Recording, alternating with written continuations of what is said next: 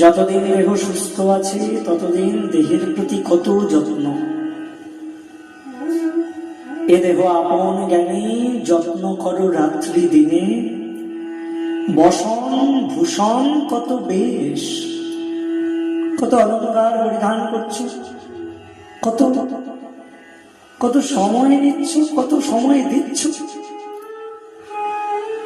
সারাক্ষণ এই চিন্তায় ব্যস্ত, শরীর সুস্থ আছে তো, আমার মুখটা এখন দেখতে ভালো লাগছে তো, চুলটা সুন্দর আছে তো, কত কত চিন্তা শরীরের প্রতি। কিন্তু পরমাত্মা ভগবান যেদিন হবেন অন্তর্ধান, ভস্ম কৃমি কীট অবশেষ।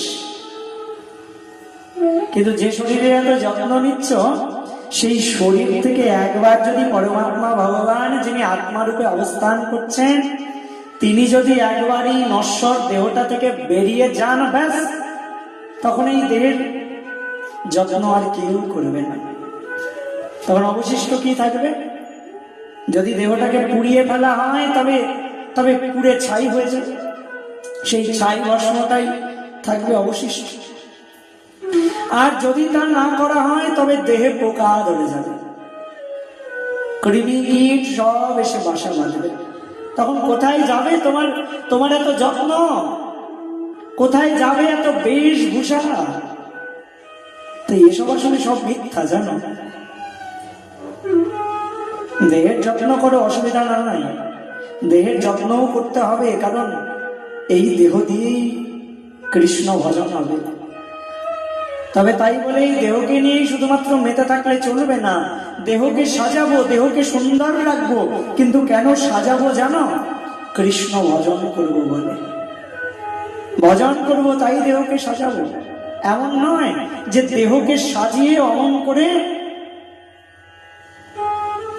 মোহ মায়ায় আরো বেশি করে আকৃষ্ট হয়ে পড়ব। এমন নয় দেহকে সাজাবো কেন না সংসারের জন্য দেহকে সাজাবো, না না না। দেহের যত্ন নেব, দেহকে সাজাবো, কিন্তু তার উদ্দেশ্য থাকবে ভগবত সেবা করা। যদি এই চিন্তাধারা কারোর মধ্যে থাকে, তবে দেহকে সাজিয়েও তিনি আসলে ভগবানের সেবারই অধিকারী হবেন। আর এই ভাবনা যদি না থাকে, তবে যে সময়টা দেহের পেছনে দেবে, সেই সময়টা আসলে তোমার বৃথা নষ্ট হয়ে যাবে। আর দেখতে দেখতে গোনা দিন ফুরিয়ে যাবে। আর যেদিন দেহ থেকে পরমাত্মা ভগবান বেরিয়ে যাবে, সেদিন কপাল চাপড়ে হায় হায় করতে লাগবে। এ ভগবান সেদিন কপাল চাপড়ে বলবে, ঠাকুর কি করলাম গো, এত সুন্দর মানব দেহটা পেলাম, কিন্তু অমন করে হেলায় খেলায় হারিয়ে ফেললাম ঠাকুর, ভজন হলো না। সেদিন কপাল চাপড়াতে হবে। তাই সময় থাকতে এখনো সবাই বুঝতে শেখো, এখনো ভজন প্রারম্ভ করে দাও, তবে দেখবে উপকারটা আসলে তোমারই হবে।